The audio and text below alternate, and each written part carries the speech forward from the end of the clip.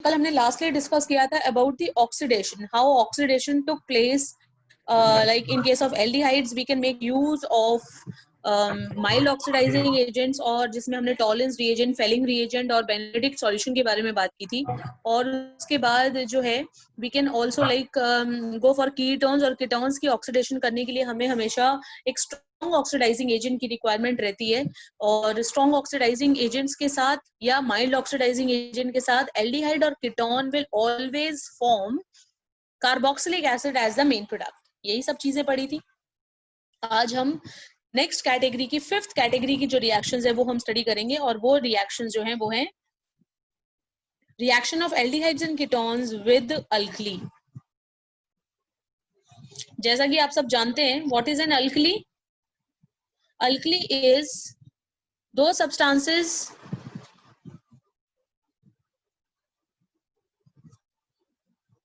which are bases and highly soluble in water, यानी in short water soluble bases are called as alkalis। ठीक है, तो हमारे को जो रिएक्शंस लिखनी है वो किसके साथ लिखनी है? जैसे NaOH हो गया, KOH हो गया, ठीक है, या इसी तरह के कुछ और कंपाउंड्स हो गए। इसी तरह के कुछ और कंपाउंड्स को अल्कलीज में ही काउंट कर लेंगे हम लोग, जो वाटर सॉल्युबल है।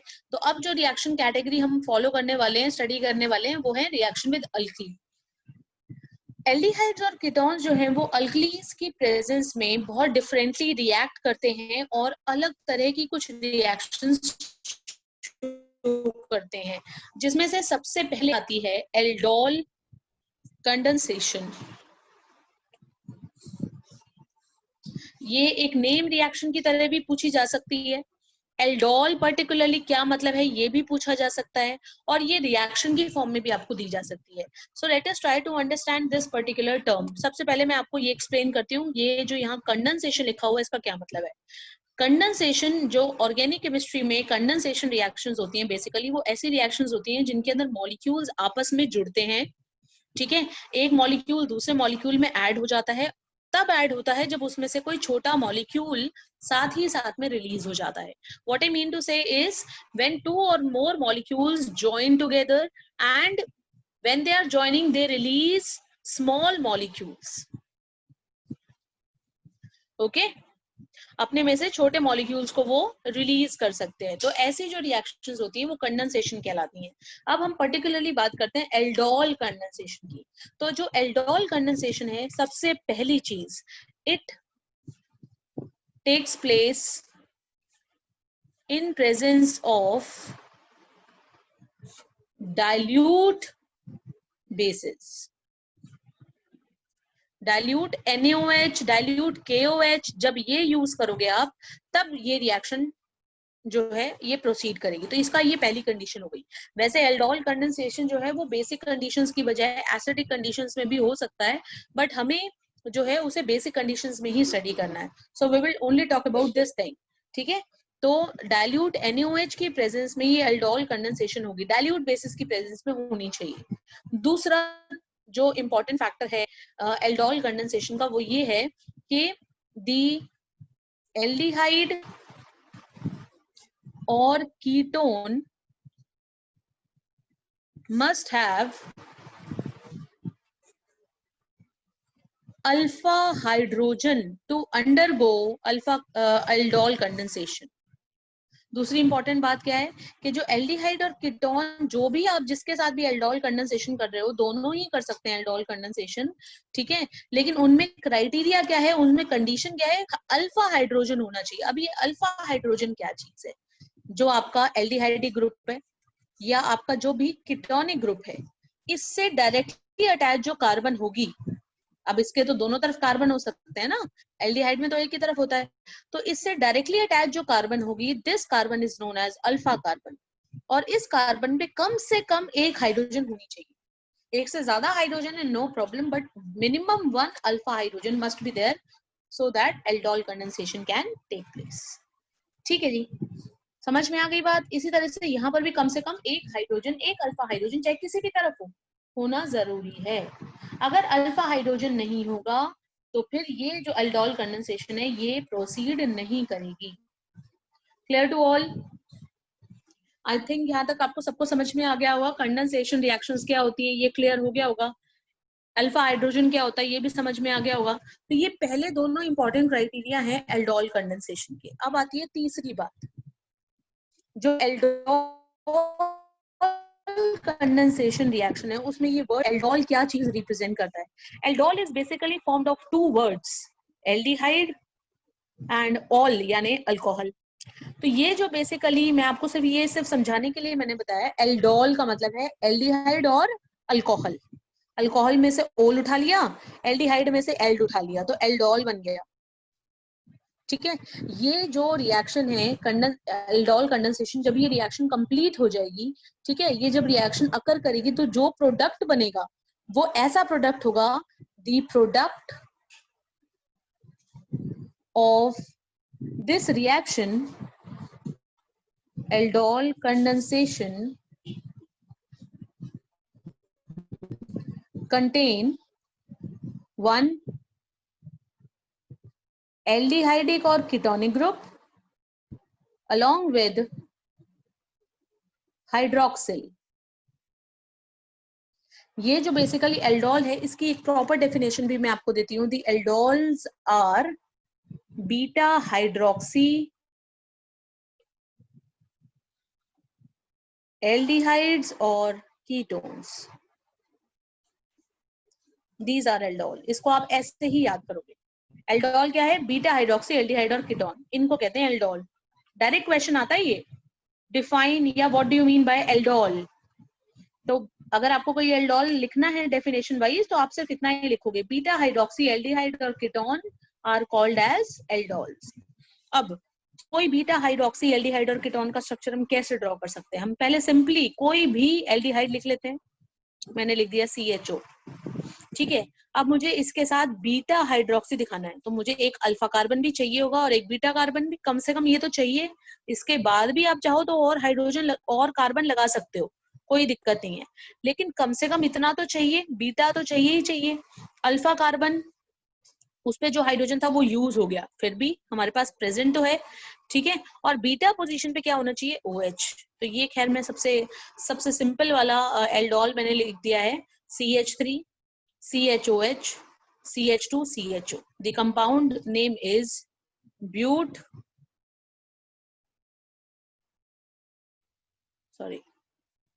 2-hydroxy butanol, ठीक है, 2-hydroxy butanol। अब यही जो कंपाउंड है, जो एल्डोल बनते हैं, वो एल्डोल्स की बहुत ज्यादा टेंडेंसी होती है, ठीक है, अल्फा बीटा अनसैचुरेटेड एल्डिहाइड और कीटोन बनाने की। ये इसका चौथा और आखिरी पॉइंट है। Aldol undergo dehydration to give alpha beta unsaturated aldehydes और कीटोन्स। भाई एल्डोल क्यों बनाना है?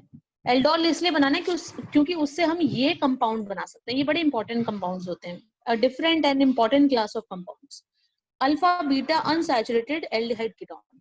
Alpha beta unsaturated aldehyde ketone मतलब जैसे हमने ये बना लिया, ये आपका एल्डोल है, इस एल्डोल में से एक OH और अल्फा पोजीशन पे से एक और हाइड्रोजन निकल जाएगा और फाइनली हमको मिलेगा product CH3CH double bond CH aldehyde group था, उससे नेक्स्ट कार्बन अल्फा कार्बन, उससे next carbon beta carbon, alpha और बीटा के बीच में अनसैचुरेशन, और फिर भी एल्डिहाइड तो है ही, तो इसलिए ये डेफिनेशन हो गई alpha beta unsaturated aldehydes and ketones. Clear है सबको? तो ये बेसिक से पॉइंट्स है, सबसे पहले आपको मैंने इंट्रोड्यूस कर दिया एल्डोल कंडेंसेशन से। अगर इतनी चीजें आपको समझ में आ गई होंगी कि हमको क्या क्या चीजें ध्यान में रखते हुए और क्या क्या इसके प्रोडक्ट्स की खासियत होगी, कैसे ये रिएक्शन की कंडीशंस होंगी, उसके बाद हम इस रिएक्शन की तरफ प्रोसीड कर पाएंगे, ठीक है। Now let us move on towards the particular reaction. सबसे सिंपल वाला एल्डिहाइड जिसके अंदर अल्फा हाइड्रोजन प्रेजेंट हो वो है आपका इथेनॉल CH3CHO। मीथेनॉल जो है ना HCHO, क्या इसके अंदर अल्फा हाइड्रोजन है? इसके अंदर अल्फा कार्बन ही नहीं है, इसमें कार्बन ही एक है एल्डिहाइड वाला, उससे अगला कार्बन होता तभी तो अल्फा हाइड्रोजन होता। तो this hydrogen which is directly attached to the carbonyl carbon is not the alpha carbon. Do remember this thing. HCHO cannot undergo aldol condensation. Why? Because it does not contain alpha carbon. It does not contain alpha hydrogen. ठीक है, यहाँ पर ethanol से हम शुरू करते हैं। तो इथेनॉल के जो हैं ये रिएक्शन को प्रोसीड कराने में एक प्रोडक्ट बनाने के लिए दो मॉलिक्यूल यूज होंगे, CH3CHO in the presence of dilute NaOH। बताया मैंने आपको, NaOH डाइल्यूट हमको यूज करना है इस रिएक्शन के लिए, और हमारा प्रोडक्ट क्या बनेगा? एल्डोल बनेगा, CH3CHOH CH2CHO। अब ये मैंने प्रोडक्ट डायरेक्टली लिख दिया।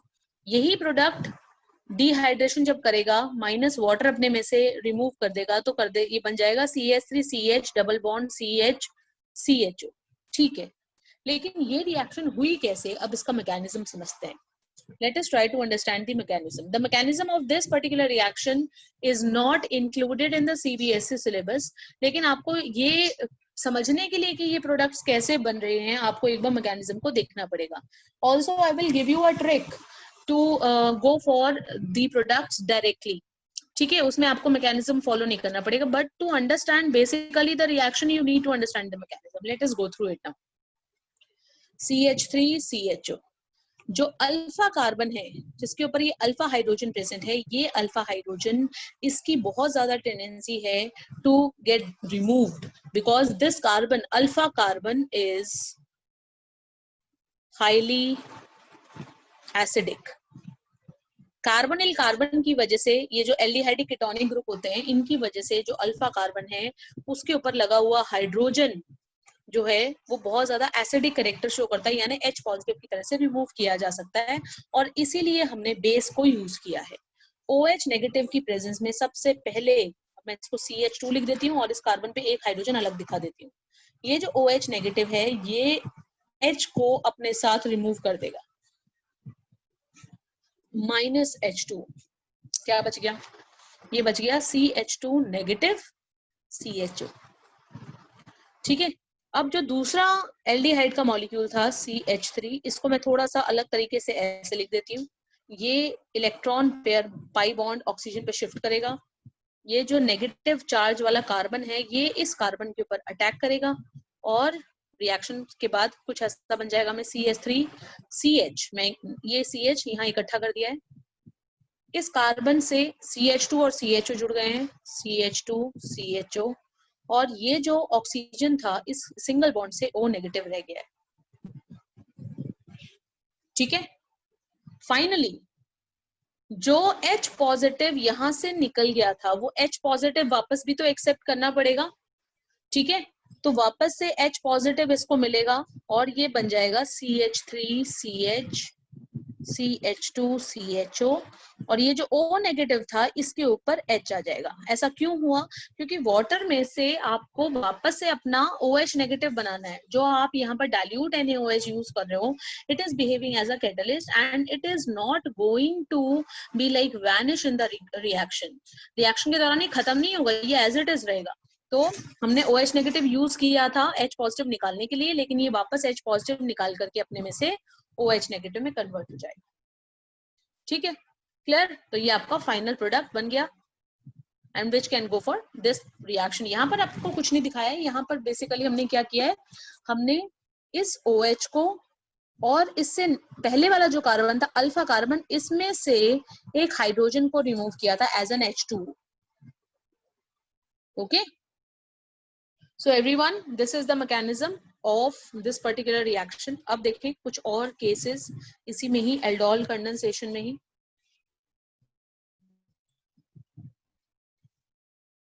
से let's have CH3 CH2 CHO, नाम है कंपाउंड का प्रोपेनल। ठीक है, प्रोपेनल से डाइल्यूट NaOH डालकर हम फिर से वही रिएक्शन कर सकते हैं, दो मॉलिक्यूल हम यूज करेंगे। अब प्रोडक्ट देखिए मैं कैसे लिख रही हूँ, CH3 CH2 CHOH CH CHO CH3.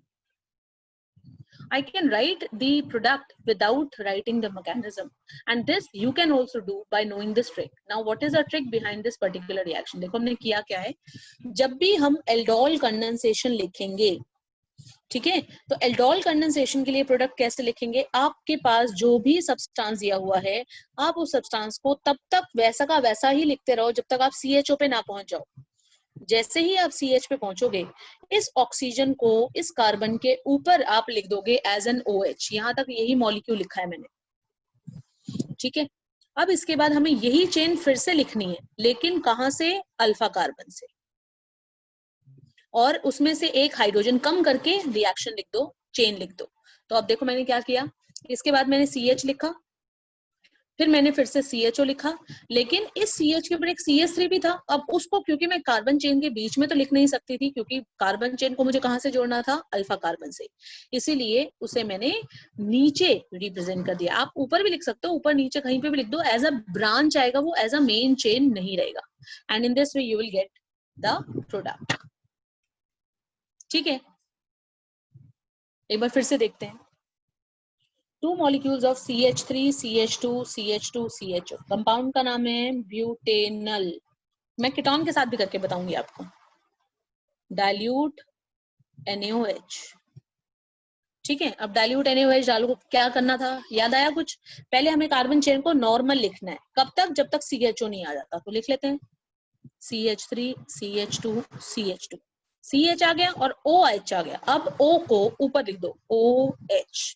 ये हाइड्रोजन कहां से आया, ये इसी के दूसरे मॉलिक्यूल में से आया। दूसरा मॉलिक्यूल हम कहां से शुरू करेंगे, अल्फा कार्बन से शुरू करेंगे। तो यहां से एक हाइड्रोजन कम कर दो, CH, और उसके बाद आ गया CHO, और इस CH के ऊपर कौन से ग्रुप बच गए वो मेंशन कर दो, as a branch CH2 CH2। Clear everyone? Now let's have an example in case of ketone also. Simple सा कीटोन लिख लेते हैं, हमारा अल्फा हाइड्रोजन वाला CH3CO CH3। Name of the compound is propane two own. मैं acetone लिख रही हूँ, इसका common name acetone, dilute NaOH। हाँ भाई, शुरू करेंगे नॉर्मल चेन, तब तक लिखनी है जब तक क्या ना आ जाए, CO ना आ जाए। जैसे यहाँ CHO नहीं आ रहा था, यहाँ CO की बात होगी, तो CH3C। अब ये आ गया OH, मतलब यहाँ जैसे ही हम OH पे आ गए तो कार्बन चेन वहीं पे हमारी टूट जाएगी। तो ये कार्बन कहाँ जाएगा, ये नीचे चला जाएगा, ये भी ब्रांच की तरह हो गया। अब इसके बाद आपके फिर से हमको यही चेन लिखनी है, अल्फा कार्बन से शुरू करनी है। अल्फा कार्बन है ये, तो इसमें से एक हाइड्रोजन कम कर दो, CH2, इसके बाद CO, इसके बाद CH3, simple, right. So this was the trick only, okay.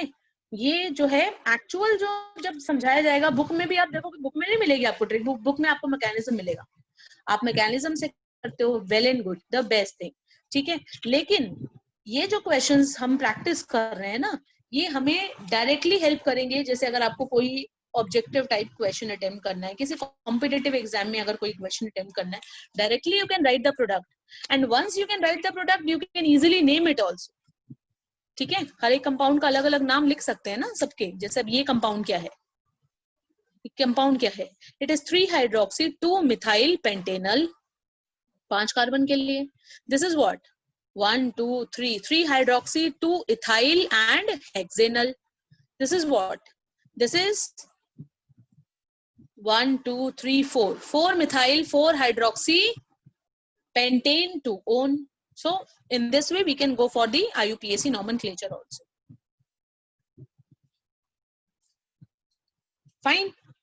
अब देखिए, ये जितने भी हमने रिएक्शंस अभी तक पढ़े, जितने भी रिएक्शन, चाहे वो इथेनॉल के साथ था, या फिर चाहे वो प्रोपेनॉल के साथ हुआ, या फिर वो आपका ब्यूटेनॉल के साथ मैंने रिएक्शन लिख के दिखाई, या एसीटोन, इन सब में आपने एक बात नोट की होगी कि मैंने दोनों मॉलिक्यूल जो हैं वो एक ही एल्डिहाइड के या एक ही कीटोन के यूज किए। तो ये जो जितनी भी तरह की आप लोगों ने एल्डोल पढ़ी, ये एल्डोल्स कहलाती हैं self aldol condensation, these were all the examples of self aldol. तो इसका मतलब ये हुआ कि अगर हम मिक्सचर चाहें तो मिक्सचर भी यूज कर सकते हैं। जी हाँ, हम मिक्सचर भी यूज कर सकते हैं। अब देखिए मिक्सचर के केस में क्या होगा। Now let's have an example of inter molecular aldol condensation. ठीक है, अब इसमें हम एक एल्डिहाइड यूज नहीं करेंगे या एक कीटोन यूज नहीं करेंगे, बल्कि एक से ज्यादा एल्डिहाइड या एक से ज्यादा कीटोन्स या एक एल्डिहाइड एक कीटोन दोनों का मिक्सचर कैसे भी ले सकते हैं। ठीक है, दोनों मॉलिक्यूल में से एक मॉलिक्यूल कम से कम ऐसा होना चाहिए जिसमें अल्फा हाइड्रोजन हो। अगर आप दो अलग अलग मॉलिक्यूल ले रहे हो तो दोनों में से कम एक में अल्फा हाइड्रोजन का होना मस्ट है। ठीक है, और अगर दोनों में अल्फा हाइड्रोजन हुआ तो हमारी रिएक्शन के जो प्रोडक्ट्स बनेंगे उनकी कॉम्प्लिकेशंस बढ़ जाएंगी, क्योंकि बहुत सारे प्रोडक्ट्स बनेंगे। अब देखिए कैसे होगा ये। So everyone, let's take an example of CH3CHO and CH3CH2CHO. मैंने इथेनॉल और प्रोपेनॉल का मिक्सचर लिया है, डाइल्यूट NaOH डाल दिया, इनकी रिएक्शन कराई।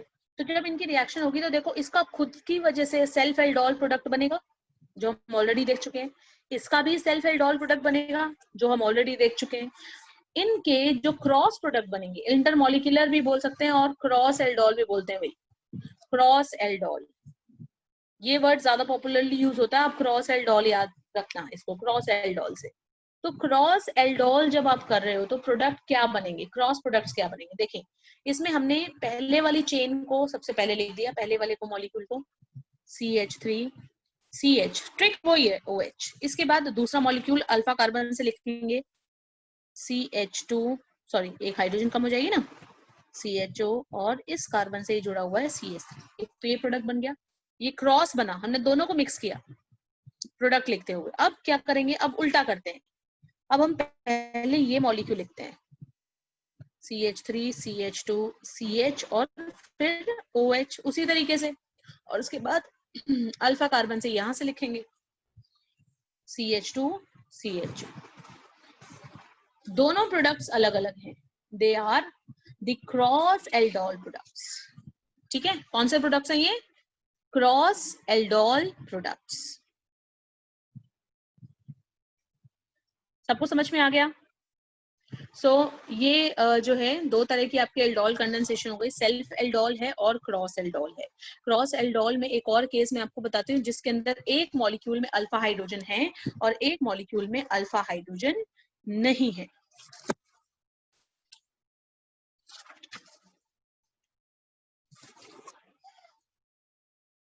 So let's have example of ethanol CH3CHO, और इसके साथ मैं ले लेती हूँ एक मॉलिक्यूल बेंजेल्डिहाइड का, बेंजीन पर CHO। यहाँ अल्फा कार्बन है, अल्फा हाइड्रोजन भी है। यहाँ अल्फा कार्बन तो है लेकिन इस कार्बन पे कोई हाइड्रोजन नहीं है। Benzaldehyde can also can not undergo aldol condensation. Self aldol तो ये नहीं कर सकता लेकिन किसी की हेल्प से क्रॉस एल्डोल कर सकता है।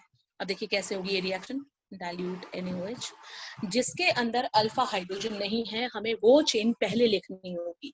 तो बेंजीन पर CH और OH आ गया, CHO आते ही OH कर देना है ना उसको, फिर अगले में से अल्फा कार्बन में से CH2 CHO, this is your product.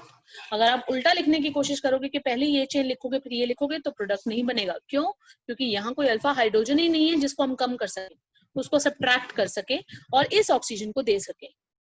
ठीक है, तो जब आप एक लेते हो विद अल्फा हाइड्रोजन और दूसरा कंपाउंड ले रहे हो विदाउट अल्फा हाइड्रोजन, तो आपको बेनिफिट रहेगा कि आपको एक ही प्रोडक्ट मिलेगा और ये जो प्रोडक्ट है ये आप you can easily like separate. आगे समझ में सबको, ठीक है जी। अब एक रिएक्शन जो है मैं ऑलरेडी आपको बता चुकी हूँ, उसी को दोबारा दिखा दी हूँ। उसमें मुझे आपको नाम बताना है जो कन्वर्जन की पॉइंट ऑफ व्यू से पूछा जाता है। तो ये देखें जरा, कंपाउंड इथेनॉल से शुरुआत किया था ना हमने सेल्फ एल्डोल का, डाइल्यूट NaOH, और मैंने जिसमें मैकेनिज्म भी बनाया था, ये कंपाउंड बन रहा है ब्यूटूइन 1 अल, ठीक है, माइनस वाटर होने के बाद जो एल्डिहाइड बना 1 2 3 4, 1 2 3 4, 4 कार्बन के लिए ब्यूट, सेकेंड पोजीशन के ऊपर इन, 1 के ऊपर अल, ब्यूटूइन 1 अल। इस कंपाउंड को कहा जाता है क्रोटोन एल्डिहाइड, और ये ऐसे ही पूछा जाता है, कन्वर्जन है। How will you convert acetaldehyde into croton aldehyde? ये रिएक्शन इथेनॉल से भी शुरू करके बता सकता है। इथेनॉल को हम पीसीसी डाल के पहले इथेनॉल बनाओगे, इथेनॉल बना के डाइल्यूट NaOH डालोगे, उसके बाद ये बनेगा एल्डोल, फिर उसमें से वाटर निकलेगा, तब जाके आपका क्रोटोन एल्डिहाइड बनेगा। ठीक है भाई, क्लियर है सबको? आई होप यहां तक सबको समझ में आ रहा होगा विदाउट एनी डाउट्स। तो आगे प्रोसीड करते हैं। ये हुआ हमारा एल्डोल कंडेंसेशन यहाँ पर कंप्लीट, जिसमें हमने दोनों तरह की कंडेंसेशन पढ़ी। One was the self aldol and the other one was the cross aldol. The problem with the cross aldol condensation was we were getting many products and these products are very difficult to be separated and isolated. So this problem can be resolved and cross aldol condensation can be useful if you use one compound with alpha hydrogen and one compound without alpha hydrogen. In this particular case you will get exclusively only one product which like can be gone for different reactions. समझ में आ गई बात? अब यहां से एक और चीज, ठीक है, सेल्फ एल्डोल में ही मैं आपको एक और यहाँ पर सॉरी क्रॉस एल्डोल का एक और बेनिफिट मैं आपको बता रही हूँ, और वो है कि हम यहाँ से एक और कन्वर्जन के पॉइंट ऑफ व्यू से इंपॉर्टेंट रिएक्शन देख सकते हैं।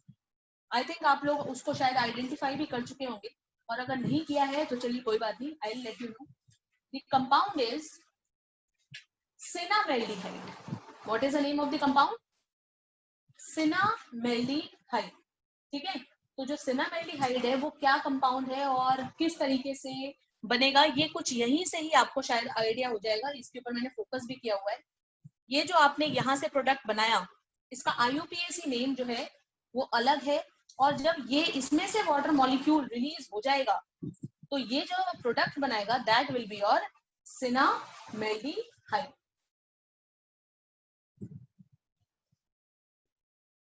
माइनस H2O, OH गया, अगले कार्बन से हाइड्रोजन गई, benzene CH, double bond CH CHO।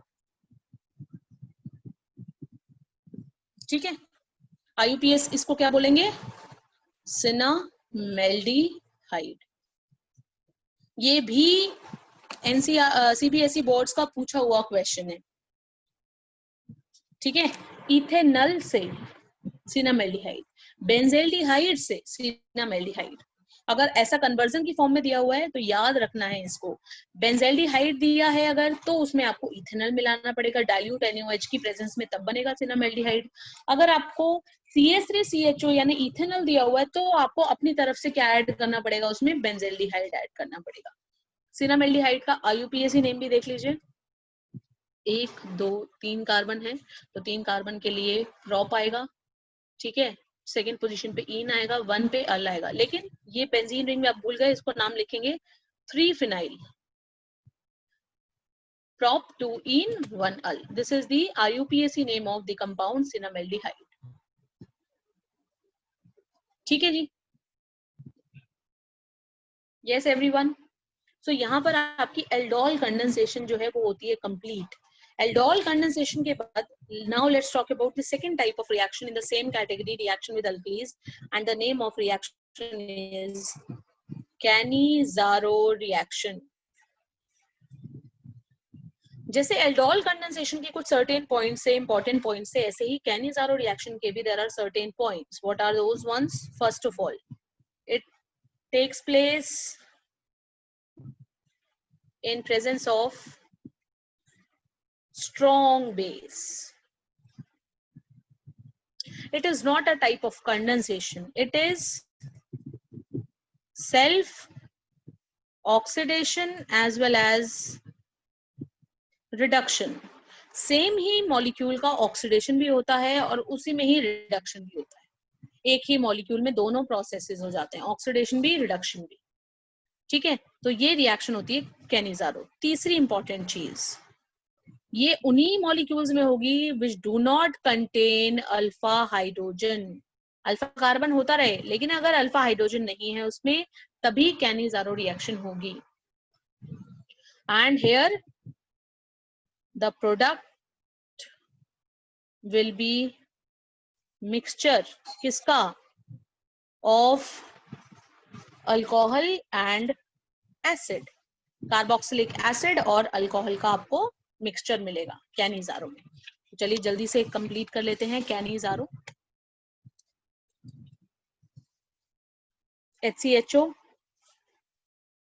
Benzaldehyde, दोनों में ही अल्फा हाइड्रोजन नहीं है, क्या डालना है, दो मॉलिक्यूल यूज होंगे, सेल्फ कैनिजारो। ठीक है, क्रॉस कैनिजारो भी हो सकती है।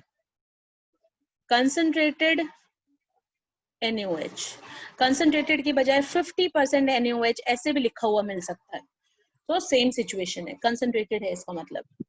अब क्या प्रोडक्ट होगा, ये मॉलिक्यूल का ऑक्सीडेशन अगर आप करते हो तो ये बन जाएगा एसिड। मैंने नेगेटिव चार्ज H पूरा नहीं लिखा क्योंकि एसिड बनेगा बेस की प्रेजेंस में सॉल्ट बना देगा, तो इसलिए HCO नेगेटिव। साथ में इसी का ही रिडक्शन करना है, तो रिडक्शन करने के बाद इसका क्या बन जाएगा, अल्कोहल बन जाएगा। एक कार्बन वाला अल्कोहल किया हुआ CH3OH।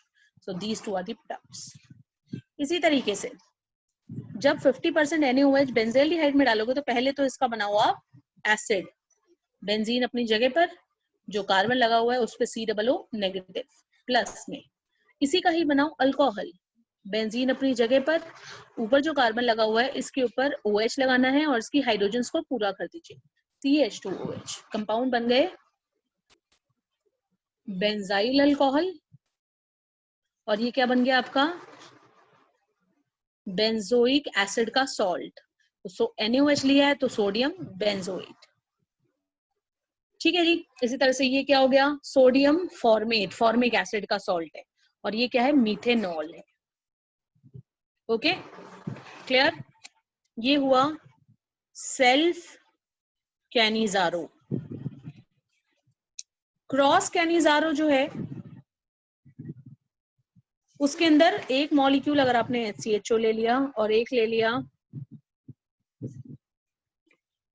बेंजीन पर CHO, फॉर्मेल्डिहाइड और बेंजेल्डिहाइड, 50% NaOH या concentrated NaOH, then one product is fixed कि ये जो आपका फॉर्मिक एसिड आप लेते हो, इसी फॉर्मेल्डिहाइड जो लेते हो इसी का ही एसिड बनेगा, HCOO नेगेटिव, और जो आपका दूसरा कंपाउंड है उसका एक्सक्लूसिवली क्या बन जाएगा, अल्कोहल बन जाएगा। ये कंपल्शन है, अगर आपने फॉर्मेल्डिहाइड लिया है तो ये होगा ही होगा, और अगर नहीं लिया तो फिर दोनों के दोनों तरह के प्रोडक्ट बनेंगे, 4 प्रोडक्ट बनेंगे। Okay everyone, ma'am please stop recording.